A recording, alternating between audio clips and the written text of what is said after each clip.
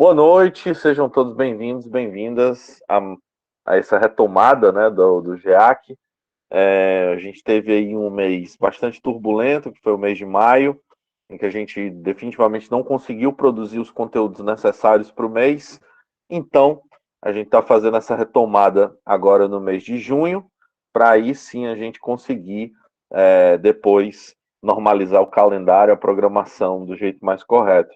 Então, por isso, nós iniciamos hoje com Calígula, seguido de O Equívoco, né? Vai ser uma reunião 2 em 1, por assim dizer, que era para ter ocorrido no mês passado, infelizmente não aconteceu. E aí depois a gente vai encaixar o mini curso do Mito de Sísifo Interpretações, né? Que será no dia 18, no dia 19, e aí depois, nas outras quintas-feiras, nós teremos a Peste e Cartas ao Amigo Alemão, encerrando assim o mês de junho, e aí a gente regulariza as nossas atividades do GEAC para continuar quinzenal em julho, né? Em julho, a meta é que a gente consiga o quinzenal. Por quê? Porque é bom para vocês que dá mais tempo e bom para mim também que tem mais tempo para fazer as coisas, ok? Bom, sem mais delongas, vamos começar com Calígula, né? Eu já vou dar o play aqui para pelo menos aparecer a parte da introdução. Pronto. Hoje vai ser engraçado, vai ser um react dessa peça, não inteira, né? Porque ela tem quase 2 horas. Mais uns comentários sobre, né? E aí a gente fala sobre o equívoco também. E aí o que é interessante repassar para vocês, em especial o Bruno, que está aqui comigo, obrigado, Bruno, pela presença, é que essa peça que está disponível lá no Albert Camus Brasil, ela foi legendada pelo Alberto, né? Alberto Luiz, que é o responsável pelo Albert Camus Brasil. É uma peça muito boa, uma peça espanhola, muito, muito boa. O ator que faz o Calígula é sensacional. Os outros atores também são muito bons, mas o ator que faz o Calígula é sensacional. O ator também que faz o Kéria também é sensacional, né? Antes de mais nada, de começar aqui, por exemplo, propriamente o que envolve a peça, né? Que eu vou mostrar para vocês aqui, nós vamos pegar 3 aspectos da peça para demonstrar no YouTube. Primeiro, o começo, os 10 primeiros 15 minutos por aí, que é quando o Calígula some, depois ele retoma, aí ele vem com o plano da Lua, né? A gente vai começar assim. Depois a gente faz um salto, de fato, e vai chegar até a conversa do Calígula com Quéria, né? Que é o suprassumo desse teatro, até o final, a última parte, a última sequência, que é o golpe seguido da morte do Calígula, né? Mas, claro, antes de mais nada, eu estou utilizando como versão física, né? Essa tradução da Maria da Saudade, né? Essa edição aqui de Calígula, da edição Coleção Universitária de Teatro, da editora Civilização Brasileira, lá do longínquo ano de 1963. Essa edição é de 1963, da Maria da Saudade. Ela tem uma nota introdutória, né? E uma nota sobre o autor. E depois parte definitivamente para a obra. É importante a gente, primeiro, né, falar sobre os personagens, né? Calígula, personagem principal, Cessônia, Helicon, Cipião, Quéria, Senecto, Metelo, Lépido, Octávio, Méria, Múcio, Aí tem primeiro guarda, segundo guarda, primeiro servo, segundo servo, terceiro servo, a mulher de Múcio, primeiro poeta, segundo poeta, terceiro poeta, quarto poeta, quinto poeta, sexto poeta, que na metade daí tem um concurso de poesia, né? Então, por isso que tem tanto poeta nessa obra, né? Mas, enfim, a nota introdutória nos diz a seguinte coisa. A peça, escrita em 1938, Calígula é nitidamente uma criação de antes da guerra.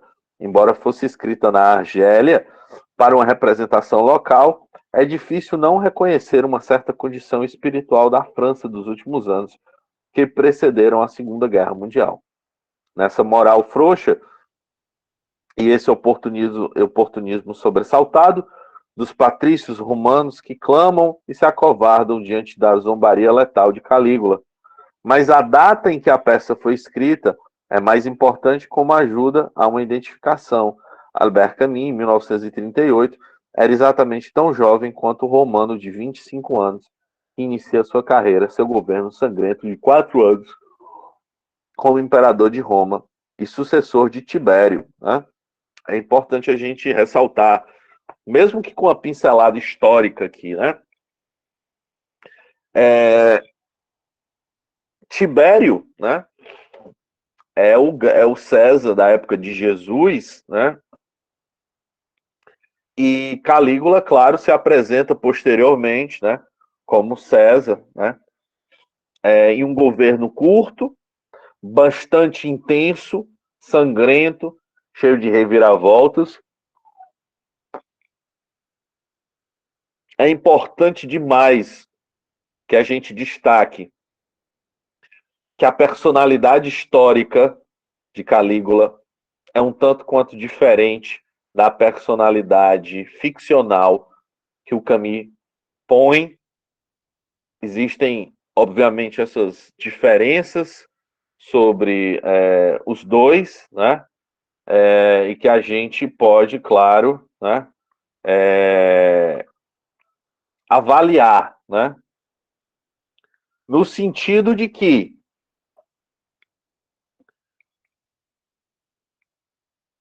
a noção de crueldade, selvageria, né? Absurdo, né? Está presente nos dois, nas duas instâncias, tanto a histórica quanto a ficcional. Camus tinha a leitura do Calígula ficcional, do Calígula real, né? Ele tinha a leitura disso, porém não quis fazer um Ctrl-C, Ctrl-V, né? Uma peça histórica, por assim dizer, preferiu uma peça ficcional em que Calígula seria o seu personagem absurdo, né? Para uma posição extremamente, né? Extremamente peculiar. E aí, claro, a gente usa esse terreno, essa base aqui, para verificar que Calígula está presente dentro do ciclo do absurdo, né, como uma personagem. Nós temos Mersô, nós temos Sísifo, nós temos Calígula e nós temos Ian. Né?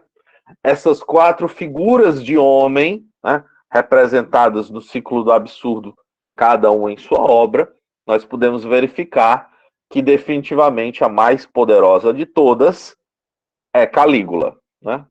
Calígula é definitivamente a personagem mais poderosa entre essas 4, né? Por se tratar de um César, de um tirano, de um déspota. Né? E aí, nessa observação, claro, nós podemos verificar que é diante dessa possibilidade de poder que o Camus implementa no Calígula uma coisa chamada liberdade absurda, né? Que é propriamente esse sentido de que um homem tudo pode. Calígula tudo pode dentro de Roma. Né? É importante a gente destacar esse momento bastante peculiar, né? Em que a gente tem a noção de que Mersô é simplesmente um trabalhador portuário, uma atividade escriturária, um Bertolt da Argélia, por assim dizer, né? Fazendo aqui uma homenagem ao Herman Melville. O Ian é simplesmente um brincalhão, né? O Ian, né, de O Equívoco, é simplesmente um brincalhão, alguém que venceu na vida pelos seus esforços, mas que por conta de uma brincadeira, né, vai entrar nessa roda de sentimentos e de desventuras.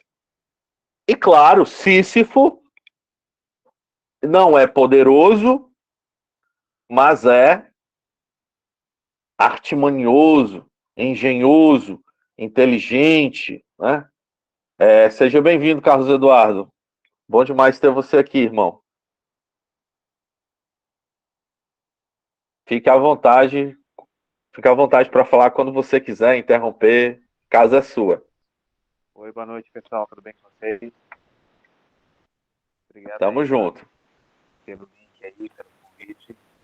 Eu tô aqui corrigindo provas aqui também, mas vou estar ouvindo aqui, se puder contribuir com alguma coisa também e aprender um pouco com os amigos e irmãos aí. Que ótimo, fica à vontade. Estamos aqui. Qualquer coisa, só abrir o microfone e falar. Estamos em casa. Obrigado. Essas 4 figuras representadas dentro do ciclo do absurdo, né? A mais poderosa delas é Calígula. É então Calígula que representa o absurdo na sua forma mais extrema, na sua forma mais pedagógica, como a própria personagem diz, né? Levar o absurdo até o seu extremo, uma lógica extrema, pode parecer, no mito de Sísifo, como um raciocínio que chegue à questão do suicídio, né? Mas nós devemos lembrar o que o Camus fala no mito de Sísifo, que é, nós devemos lembrar das pessoas que não param de se questionar. Este não parar de questionar, este movimento de não parar de questionar, presente nesse raciocínio absurdo, está presente no Calígula no momento em que ele não sabe, no final das contas, né, qual é o seu papel no mundo, qual é o seu objetivo no mundo, qual é a sua lógica, né, o que ele irá fazer. E é claro, diante dessa posição, o Camus tem, logicamente, seja bem-vinda, Evelyn. Boa noite. Qualquer coisa é só falar também, tá bom? Tá certo, boa noite. Diante da perspectiva que o Camus atravessa o Calígula como uma personagem histórica, mas também uma personagem ficcional, agora nós apresentamos as diferenças principais, né, em relação a cada uma dessas posições, né? Ambos imperadores romanos, num momento extremamente turbulento da República Romana, pós-crucificação de Jesus Cristo, né? Aquele embate entre os pagãos e ainda o clero, os romanos convertidos, ou aqueles que querem converter, que ali estão, né? Os cristãos, que até aquele momento eram bem surrados, por assim dizer, naquela época, né?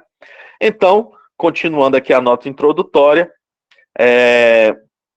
Calígula é, antes de tudo, uma peça escrita com a exuberância de um jovem sobre um herói que traduz toda a negra e desesperada violência que marca o nosso tempo. Entre os elementos dessa exuberância comunicativa, sobressai a pura alegria, o entusiasmo da criação artística. Anos depois, Camus diria: Calígula é a história do suicida superior, que faz o necessário para armar contra ele aqueles que afinal o matarão.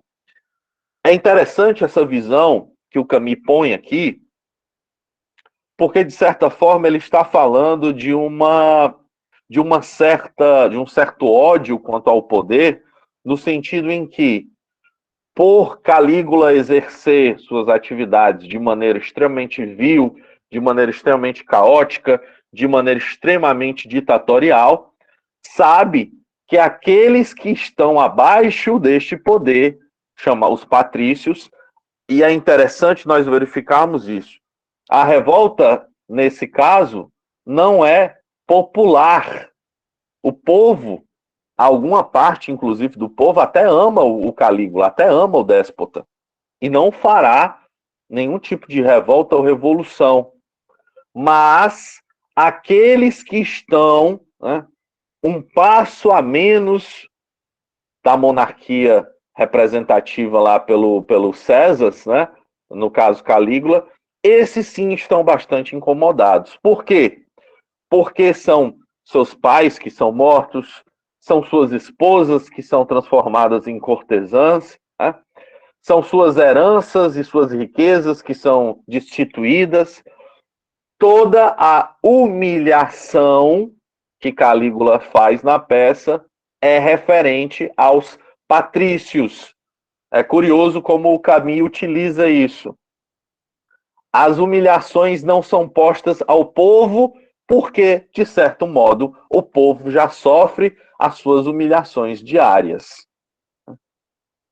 Não é um complexo de Robin Hood, de fato, não, mas, particularmente na peça, é o momento em que o Calígula sabe que utilizará seu poder contra outros poderosos. É como se fosse um embate, né? Um embate de poderes. Será que vocês terão coragem de me matar?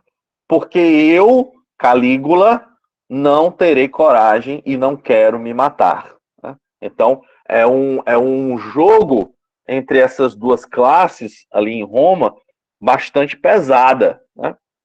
Com tons, inclusive, bastante, bem tristes, por assim dizer, quando em determinado momento no início da peça, algum dos patrícios fala, mas ele era um imperador tão promissor, jovem e cruel, né? Daí vocês tiram a problemática, né? Mas vamos lá. E ainda que no prefácio da edição norte-americana de 1958, resume sucintamente a peça e o seu sentido. Calígula tem então um príncipe assaz amável. A perder sua irmã e amante, Drusila, apercebe-se que o mundo não é satisfatório. Desde então, obcecado com o impossível, envenenado pelo desprezo e pelo horror, tenta, através do crime e da perversão sistemática de todos os valores, praticar uma liberdade que, eventualmente, ele descobrirá ter sido a liberdade errada. Calígula é uma obra complexa e extravagante, niilística e vitalizadora, perversa e blasfema e profundamente moral. Né? Aí se encerra, né, a nota introdutória dessa obra, né? E o que a gente tem a falar sobre isso antes de apresentar para vocês os primeiros minutos da peça, a conversa com Quéria e o golpe sendo efetivado, né? Que aqui há uma curiosidade, uma diferença histórica. Calígula não foi morto pelos patrícios, mas por dois soldados, né? Dois soldados romanos, em uma emboscada, num daqueles túneis, né? Em que Roma tinha. Então a gente verifica essa transformação bastante peculiar que o Camus faz na obra. O assassinato é um golpe, né, um golpe de Estado, por assim dizer, para que outro César venha a ser posto, né, enquanto na vida real, na verdade, foi um acerto de contas, uma vingança, né, de dois soldados romanos perante o seu César. Né? Bom, o próprio Camus verifica aqui na edição de 1958, a edição americana da Vintage, né, quando ele exemplifica de fato o momento que o Calígula se transforma. Né? A personagem Drusila, que não aparece na obra, já aparece morta, né, em seus primeiros segundos, é a irmã de Calígula e também sua amante, o seu amor, né? E é quando, de fato, Calígula percebe que o mundo não é razoável, que o mundo não nos fará feliz e que o mundo é completamente indiferente às nossas vidas. Vai aparecer aí no vídeo a parte belíssima, que dá até para tatuar no peito, né? Que é quando Calígula fala com o Helicon, né? Eu descobri a verdade, Helicon, né? E o Helicon fala, que verdade, Caius? E Calígula fala, os homens morrem e não são felizes. Existe nesta obra também, não só conteúdos niilísticos, perversos, morais e por aí vai, mas um tom extremamente debatido entre a aspiração do homem existente, sujeito, pela felicidade. Quéria, em determinado momento da peça, dirá: porque eu quero viver e ser feliz, e penso que nenhuma nem outra são possíveis quando se leva o absurdo até as últimas consequências. Né?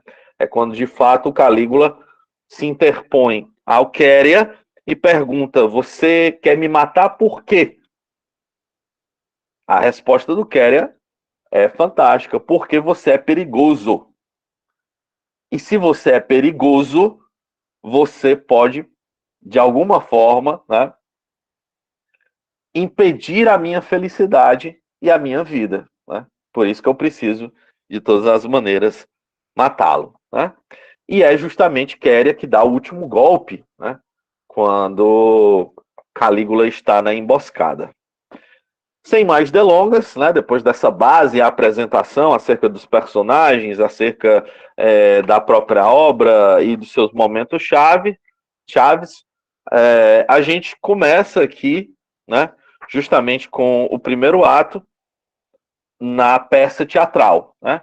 Então, todo o foco do mundo aí que eu vou colocar aqui. Se vocês estiverem com alguma dificuldade de escutar a peça, vocês me falem, por favor.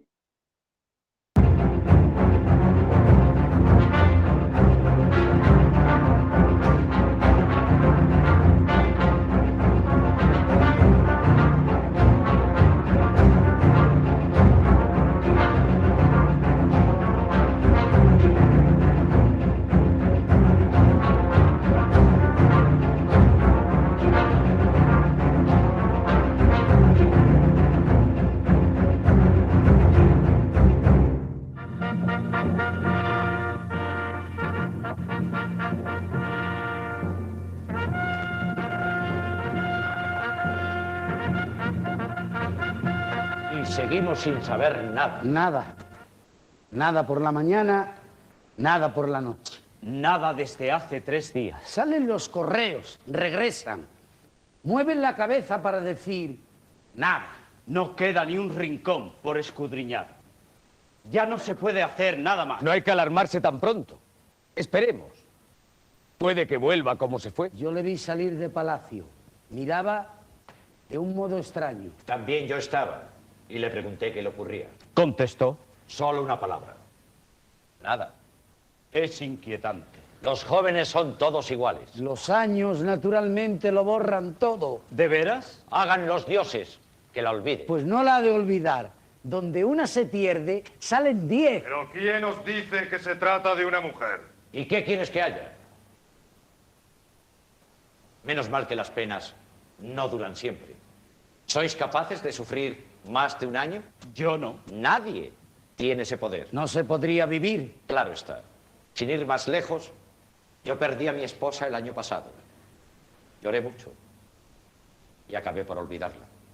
De vez en cuando me repite la pena, pero en resumidas cuentas, todo esto no es nada. Así es la vida.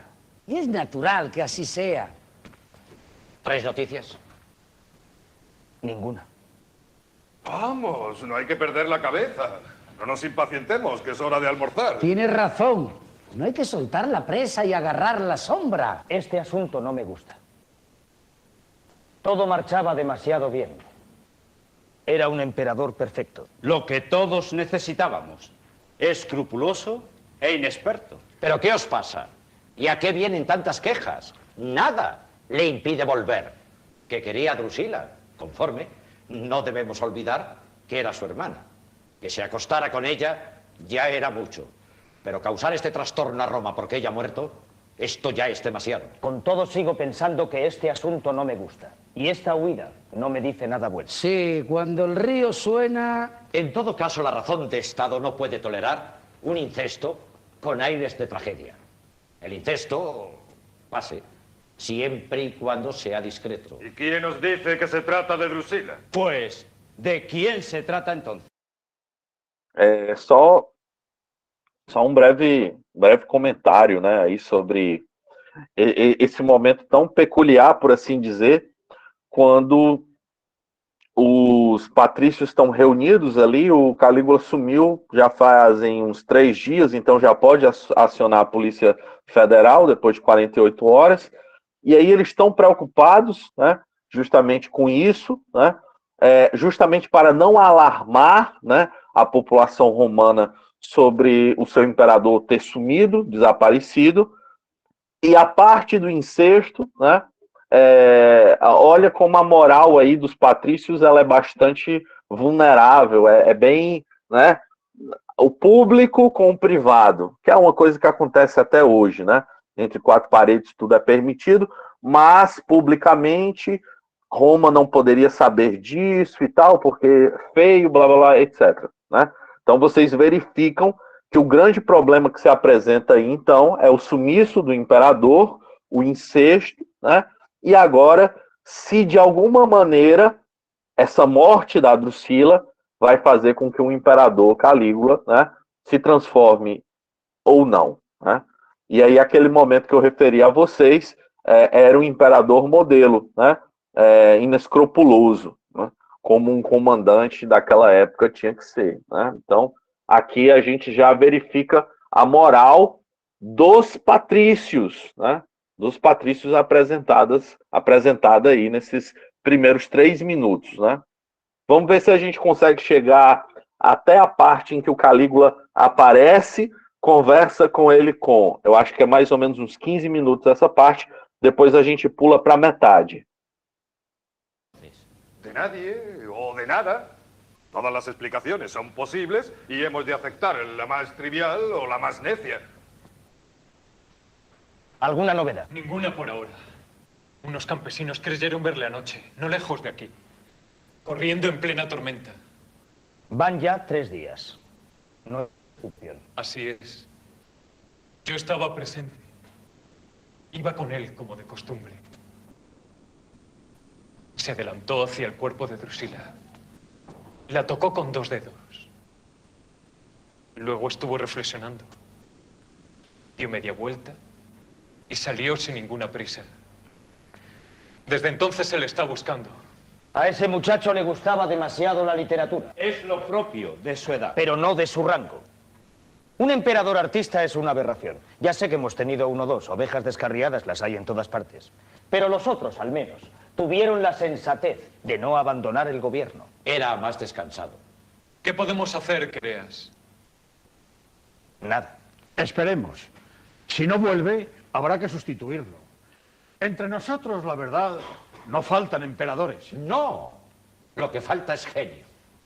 ¿Y si vuelve mal dispuesto con nosotros? Pues nada, le haremos entrar en razón. Todavía es muy joven. ¿Y si no atiende a razones? Para ese caso escribí yo hace años un discurso sobre los golpes de Estado. Desde luego. Si no hay otro remedio. Pero ahora quisiera que me dejarais volver con mis libros. Disculpadme. Está ofuscado. Es un chiquillo. Los jóvenes se apoyan todos. Esto no tiene importancia. Han visto a Calígula en el jardín de palacio.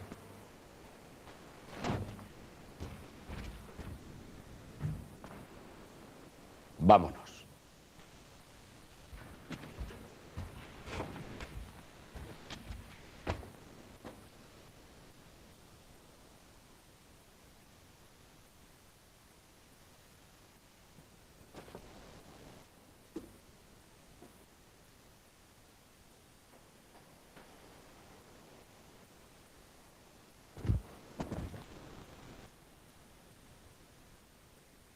Hola, Cayo. Hola, Helicón. Pareces cansado. He andado mucho. ¿Sí? ¿Has estado fuera mucho tiempo? No daba con ella. ¿Con quién? Con lo que quería. ¿Y qué era lo que querías? La luna. ¿Cómo dices? Digo que quería la luna. ¿Y para qué la querías? Pues porque es algo que no tengo. Cierto. ¿Y ahora ya está todo arreglado? No. No pude conseguirla. Es una pena. Sí, lo es. Por eso estoy cansado. Oye, Licón, estás pensando que estoy loco. Ya sabes que yo nunca pienso. Sí. En fin, pero no estoy loco. Es más, nunca he sido tan razonable. Lo que pasa es que de repente me entró un anhelo de imposible.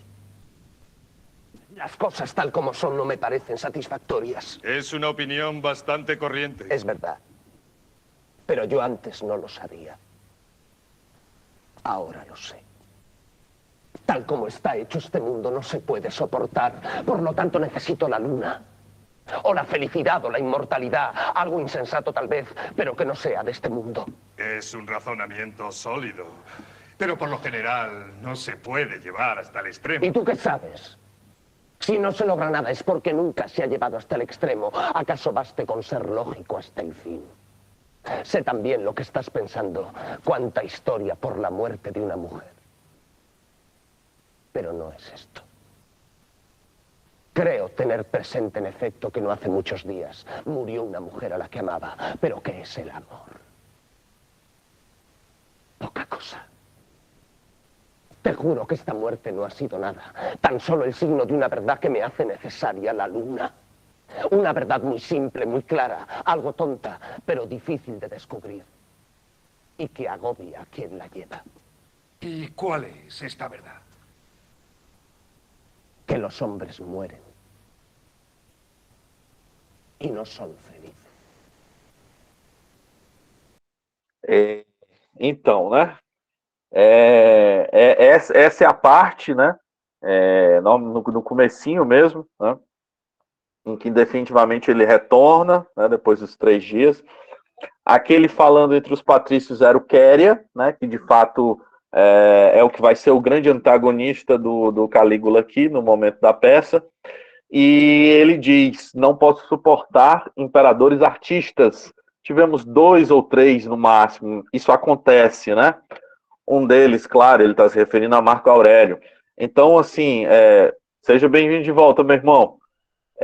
Então, nesse momento apropriado, né, a gente observa a moral dos patrícios naquele momento, o julgamento que eles fazem diante da dor e do que o Calígula está passando, e agora o Calígula chega e, de fato, o Helicon é tipo como se fosse o braço direito dele, juntamente com a Cessônia, né? E também com o outro rapazinho lá que aparece, né? Quando definitivamente o Calígula fala todas essas coisas. Eu quero o impossível, né? Aquilo que eu não posso ter, desejar. Aqui a gente tem algumas pitadas relacionadas à questão do desejo, né? A gente faz, obviamente, uma breve análise do perfil do Calígula. Calígula é um imperador romano, dono, né, de todos os terrenos ali do Roma expansionados. Ele pode ter o que ele quiser. Qualquer mulher, qualquer propriedade, qualquer dinheiro, qualquer terra, qualquer comida, tudo o que ele quiser vai estar na mão dele. O que é que ele não pode ter? Imortalidade, não pode ter a lua. Por isso que o símbolo da lua apresentado aqui, né, é visto como essa possibilidade de obtenção, né? Eu quero a lua, né? E isso, ao mesmo tempo, é tão profundo e ridículo, porque é um imperador romano que está dizendo que quer a lua, né? É ridículo, né? É completamente ridículo. Mas também há a questão da profundidade, claro, que a gente observa aí, quando verifica, né, que é a impossibilidade. E é claro, a vontade de ter a lua não some na continuidade da peça. Mas agora o Calígula vai levar a lógica ao extremo. Por isso, o antagonismo com Quéria. Quéria é definitivamente o protótipo do homem comum, do homem da medida, do homem que quer viver, ser feliz, sem muitas tragédias, sem muitas alegrias, sem muitas riquezas, né? Sem muitos exageros. Viver, simplesmente viver. Calígula aqui, a gente já vê, já percebe que ele inicia a peça com esse rompimento da realidade, né? A impossibilidade de ser feliz. Ele já tem essa grande dor no peito, né? Que talvez o Quéria não entenda, não compreenda, né? E aí eu acho que é uma coisa que a gente vai falar aqui daqui a pouco, né? Deixa eu ver se eu consigo chegar aos 10 minutos aqui. Vamos, Cayo. Esta verdad no mata a nadie. Mira a tu alrededor. Tu verdad no les impide comer. Entonces es que todo lo que me rodea es mentira. Y yo quiero que se viva en la verdad. Y precisamente poseo los medios para hacer que vivan en la verdad. Porque sé lo que les falta, Helicón. Les hace falta saber. Y necesitan un maestro que sepa de qué habla. No te molestes por lo que voy a decirte, Cayo. Pero lo primero que tendrías que hacer es descansar. Imposible, Helicón. Ya nunca más será posible. ¿Pero por qué? ¿Quién me dará la luna si duermo? Es verdad. Escucha, Helicón. Oigo pasos y voces. Guarda silencio y olvida que acabas de verme. Entendido. Y en adelante, si no te molesta, ayúdame. No tengo por qué no hacerlo, Cayo. Pero sé poco y pocas cosas me interesan. ¿En qué podré, pues, ayudarte? En lo imposible. Haré cuanto pueda. No hay nadie. ¿No lo has visto tú? Pois é, né? Interessante ali. Ali é o mito do empreendedor, né? Como é que eu vou empreender se eu estiver dormindo, né? Então, é um Calígula coach ali, né? Bom, a gente vê definitivamente a boa vontade do secretário, né? Tá bom, o Calígula diz, você vai me ajudar? Pode ser que eu te ajude, eu sei de pouca coisa, mas tô aqui para ajudar, né? Mas com o quê, né? E aí ele fala, com o impossível, né? E aí a resposta é genial. Claro, é o Camus falando isso, né? Vou fazer o que eu posso, né? O cara tá pedindo me ajude com o impossível e o cara, na maior humildade possível, tá dizendo, vou ver o que é que eu posso fazer, né? Bom, tem o segmento da peça, né? Eu indico para vocês assistirem sábado à noite, depois do Altas Horas, né? É muito boa, muito boa. Esse ator é fabuloso, fantástico, que faz o Calígula. Eu vou botar aqui no meio da peça, que é para justamente a gente ver o embate entre o Quéria e o Calígula, né? Que é definitivamente a parte mais interessante, por assim dizer, né?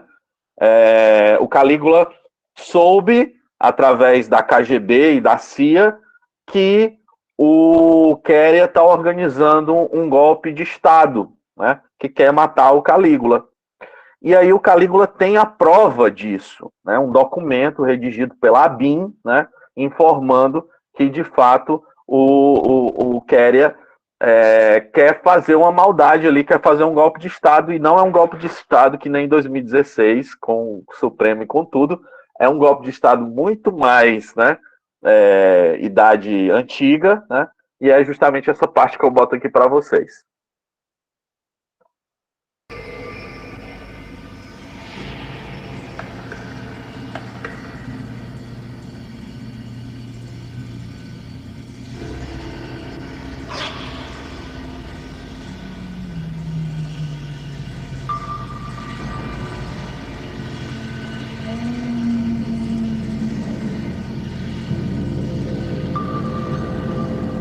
Tráeme a Quereas. Espera. Con miramientos.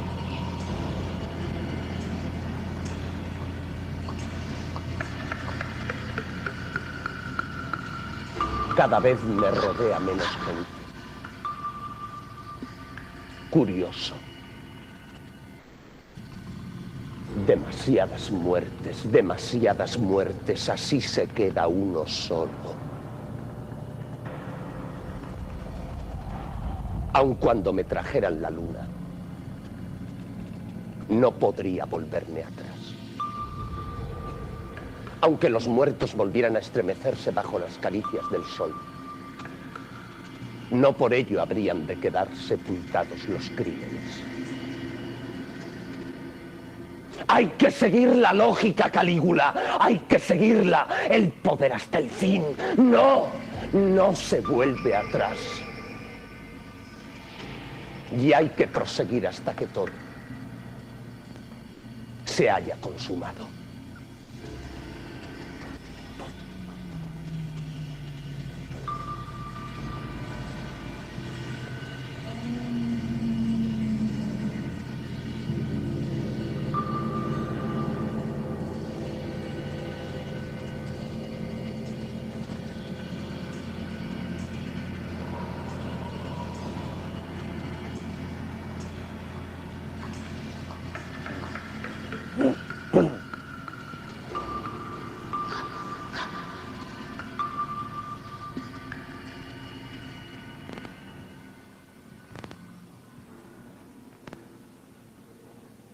¿Me has mandado llamar, Cayo?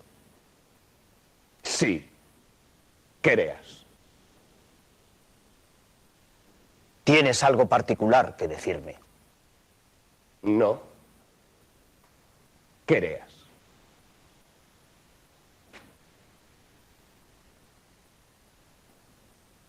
¿Estás seguro de que sea necesaria mi presencia? Completamente seguro. Quereas. Tienes que disculparme, estoy distraído y te recibo muy mal. Siéntate ahí y charlemos como buenos amigos. Necesito hablar un poco con alguien que sea inteligente.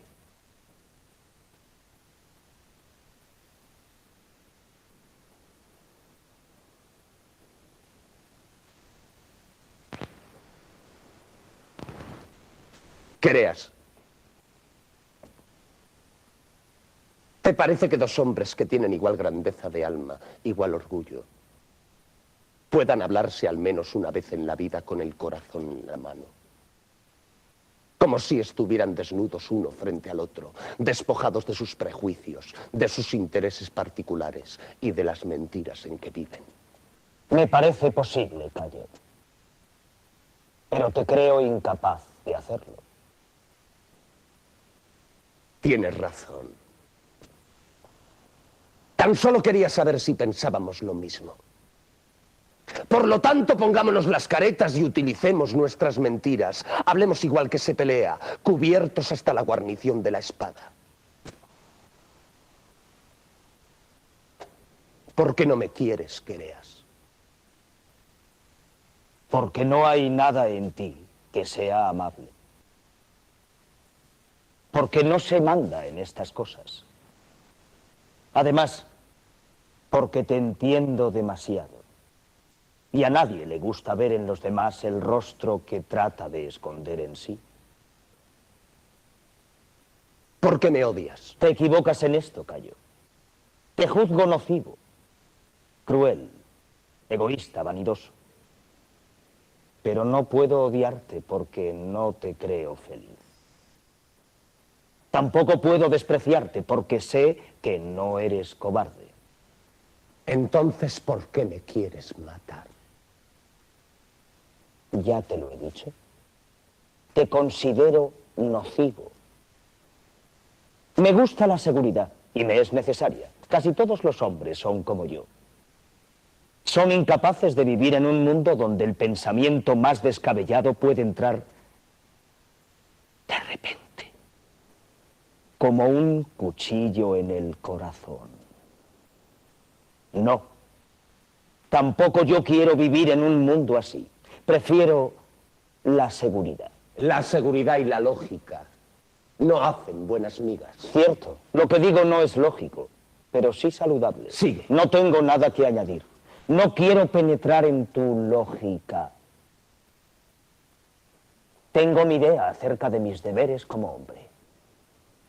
Sé que la mayor parte de tus súbditos piensa como yo. Tú eres un estorbo. Es natural que desaparezcas. Todo esto es muy claro y muy legítimo. Para la mayor parte de los hombres sería incluso evidente, pero no para ti. Tú eres inteligente y la inteligencia se paga o se niega. Yo pago. Pero tú no quieres negarla ni quieres pagar. Porque yo quiero vivir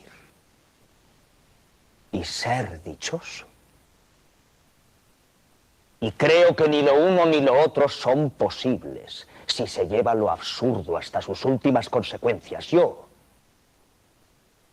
soy como todos.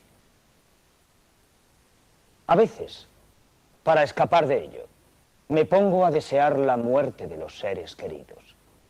O a codiciar mujeres que me prohíben poseer las leyes de la familia o de la amistad. Para ser lógico, entonces, tendría que matar. O poseer. Sin embargo, estimo que estas ideas vagas carecen de importancia. Si a todos nos diese por llevarlas a ejecución,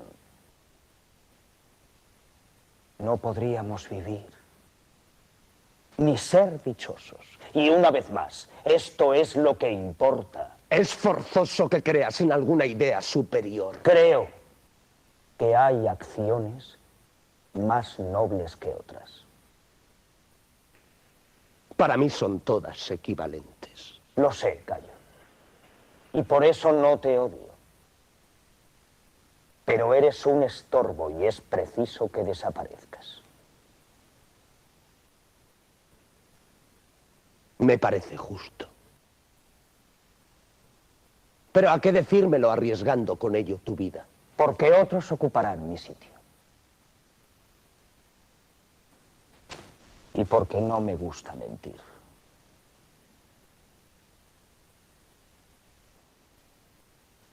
Creas. Dime, Cayo. ¿Te parece que dos hombres que tienen igual grandeza de alma, igual orgullo, puedan hablarse al menos una vez en la vida con el corazón en la mano? Me parece que es lo que acabamos de hacer. Lo es, Creas.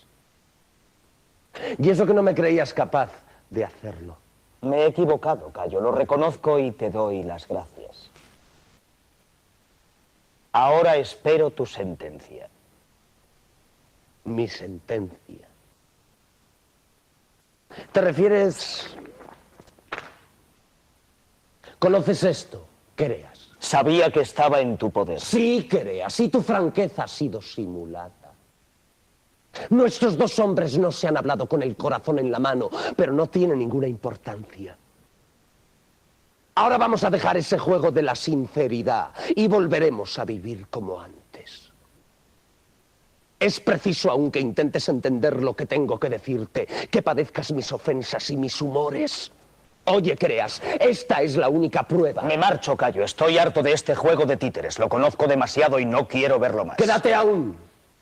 Es la única prueba, de verdad. No creo que te hagan falta pruebas para hacer morir a un hombre. Es verdad. Pero por una vez quiero contradecirme.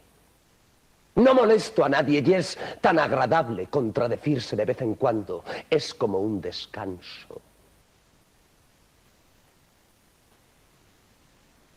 Y necesito descansar. Creas.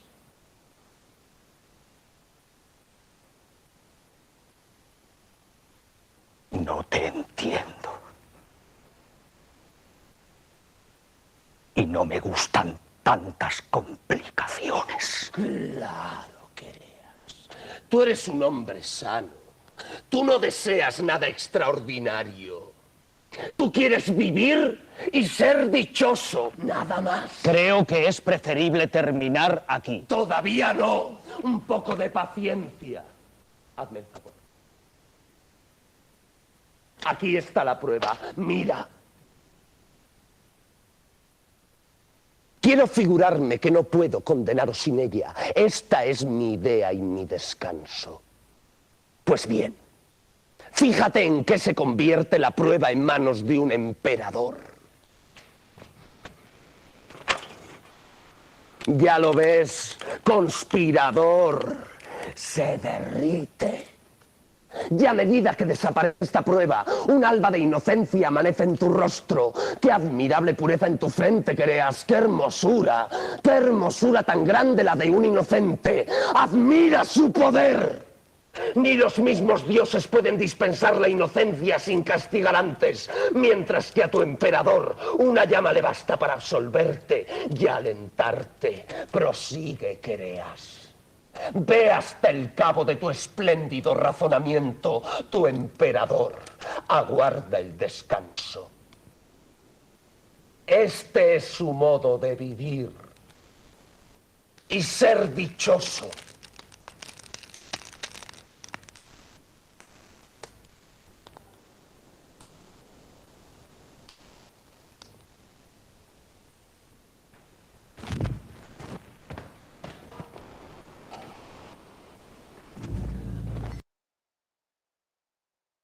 Então, né?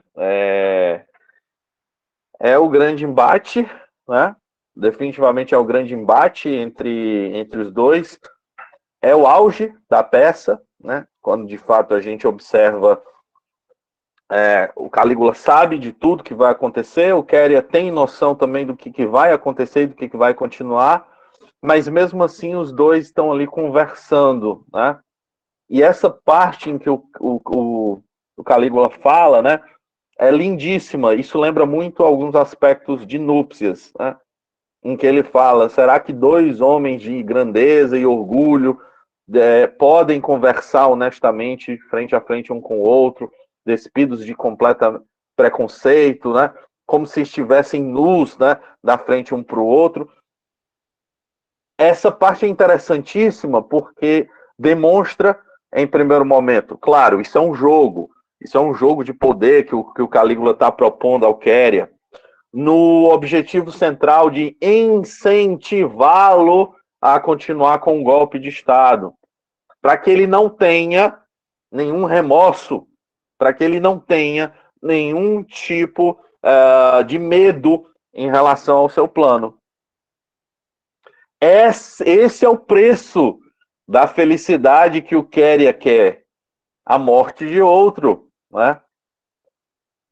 A moral aí se apresenta de uma maneira muito peculiar, né? Extremamente lúcida, bonita, mas também bastante cruel, vil, né? Não é que o Quéria seja bonzinho, e aí ele chama, porque você é egoísta e cruel, né, com Calígula, mas até que ponto o Quéria também está sendo egoísta ao querer a felicidade, né? Ser feliz e viver, né? Continuar vivendo. Claro, o Quéria vai continuar o seu plano, com certeza, né? E esse é o momento derradeiro, definitivo, depois que o Calígula mata Cessônia nos braços, né? Ele mata todo mundo, né? Mas em definitiva a última pessoa que ele mata é a Cessônia. Esses são os últimos 5 minutos da peça, né? Justamente para a gente ter uma ideia do dessa apoteose finalista, no sentido de que o Calígula levou o absurdo às últimas consequências, não a Roma inteira, mas sim ao seu governo, ao seu palácio, né? Vamos lá.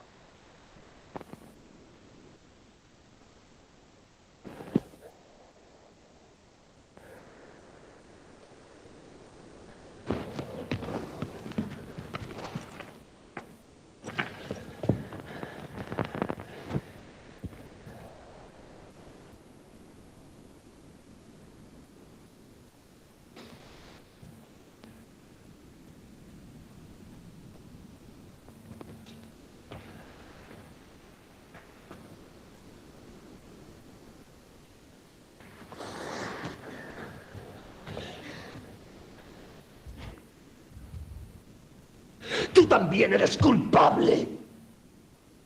Pero matar no es la solución.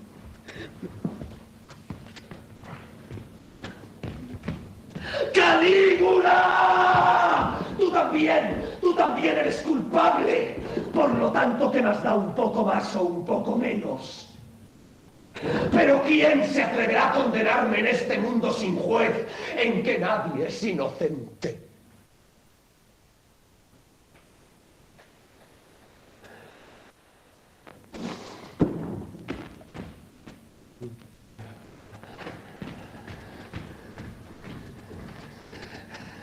¿Ya lo estás viendo?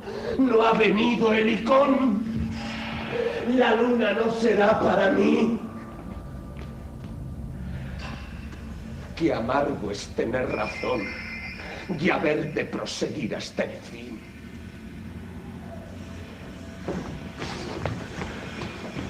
Ruido de armas, la inocencia prepara su triunfo. Sí, tengo miedo, pero no importa. Tampoco el miedo dura. Después volveré a encontrar aquel gran vacío que calma el corazón.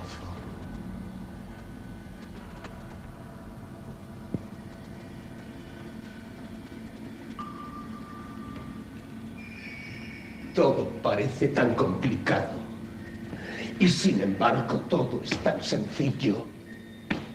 Si me hubiesen dado la luna, si bastara con el amor, todo habría sido posible. Pero ¿dónde calmar esta sed? ¿Qué corazón? ¿Qué Dios tendría para mí la profundidad de un lago? Ni en este mundo ni en el otro, nada. Está hecho a mi medida. Y yo sé, y tú lo sabes también, que bastaría con que lo imposible fuera.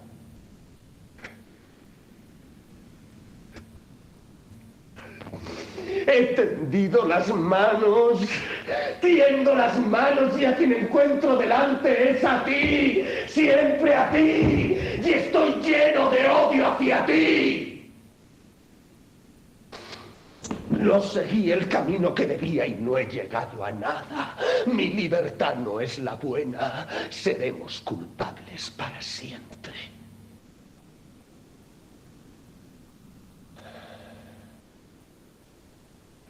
Esta noche pesa como el dolor humano.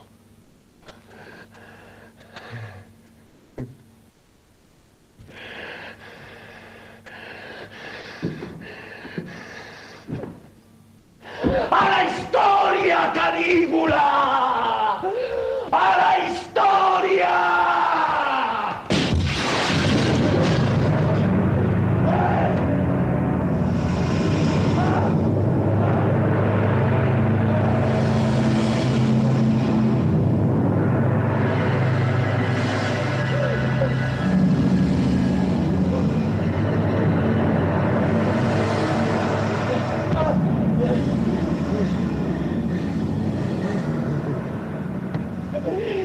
Todavía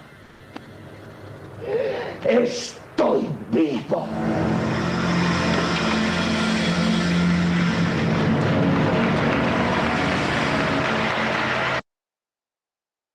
E é isso, né? E é isso aí. Interromper o compartilhamento aqui.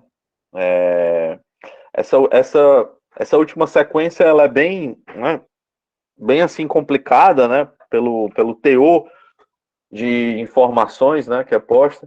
Definitivamente, quando ele percebe o fim, ele percebe que as coisas não aconteceram do jeito que ele queria, ele percebe que, no final das contas, todos os homens se igualam, né? E aí remete, claro, àquele início, quando os homens morrem e não são felizes. Então, definitivamente, a gente observa uma extrema lucidez, apesar de toda essa caoticidade e loucura que o Calígula apresenta na peça, né? É uma peça longa. Eu considero a melhor peça do Camus, a peça mais bem feita, mais bem produzida. Foi a peça que ele mais retocou, né? Reeditou, tirou cenas, botou cenas, falas e coisas do tipo, até chegar a essa versão, né? Essa versão dita final, né? Então, acho interessantíssimo, acho definitivamente a melhor obra do Camus no teatro, né? E aí eu vou usar os próximos 5 minutinhos só para falar do Equívoco, né? Para quem não conhece, né? Acho que o Bruno já sabe sobre o Equívoco, né? Basicamente é uma peça que se segue depois do Calígula, né? Tanto é que o nome original é Calígula, né? Suivi de Le Malentendeur, né? Seguido de um mal-entendido, quando a gente tem, né, essa pequena peça de 3 atos, uma peça muito simples, apenas um cenário particularmente, que é o vilarejo da Tchecoslováquia, onde Marta e Maria, salvo engano são Marta e Maria, que estão lá presentes, né? Enquanto o forasteiro chega, né, o Ian, e que na verdade é o filho dela, filho da Maria, né, e irmão da Marta, em que definitivamente a gente observa que é uma brincadeira que ele vai fazer com a mãe e com a irmã, no sentido de não se apresentar logo como irmão e como filho. Ele apenas diz que é uma pessoa que está chegando agora, de fora, etc. Né? Uma brincadeira, por isso que o nome da peça é O Equívoco, né? E em francês, o mal entendido, né? Porque tudo passa de não passa de um mal entendido, né? Existe uma referência no Estrangeiro, em que o Meursault está lendo essa história. Então, ele diz que o Ian teve o que mereceu, porque às vezes não se deve brincar com certas coisas. Essa definitivamente não era uma brincadeira que o Ian deveria fazer. Ian deveria chegar logo e falar: eu sou seu filho, eu sou seu irmão, estou aqui de volta, tenho muito dinheiro, vou tirar vocês daqui, né? Mas ele quer ser conhecido, o rosto familiar, né? Ele quer ser lembrado. Oh, você é o meu filho que saiu daqui há muito tempo atrás, nos abandonou. Existe uma linha de ranço, existe uma linha de ressentimento da mãe e da irmã em relação a isso, né? E o que é que elas fazem para sobreviver? Elas matam os hóspedes e roubam, né, seus pertences e dinheiro. O Ian chega na hospedagem e elas já sabem, digamos assim, que ele tem condições, que ele tem dinheiro, ele vai ficar pouco tempo, né? A esposa do Ian já diz várias vezes: não vá-se embora, não faça isso, diga que você logo é o filho e tal e tudo mais, e tudo ficará bem. E é quando elas cometem o assassinato, e depois a esposa revela, e acontece toda a tragédia. É uma obra teatral do Camus extremamente clássica no sentido trágico. Você sabe que uma tragédia vai acontecer, né? Em Calígula, a gente percebe essa diferença porque é uma construção de personagem, uma construção de história, uma construção de uma impossibilidade, que é justamente a da conquista da lua, né? A do amor moral e coisas do tipo. Mas aqui, no Equívoco, no Mal-Entendido, a gente percebe que o buraco é mais embaixo. É uma tragédia simples, é uma tragédia que poderia ser evitada, e não é justamente por conta desse mal-entendido. A moral da história, por assim dizer, é que nós não devemos trabalhar com certas brincadeiras, né, para não causar certos equívocos, né, certos mal-entendidos, porque isso pode, talvez, custar a nossa própria vida. Né? Como se fosse uma fábula que o Camus cria. É pouco conhecida, né? Apesar de estar no estrangeiro, é pouco conhecida. É considerado uma das obras mais pobres, por assim dizer, do Camus. Pobre no sentido de simples, né?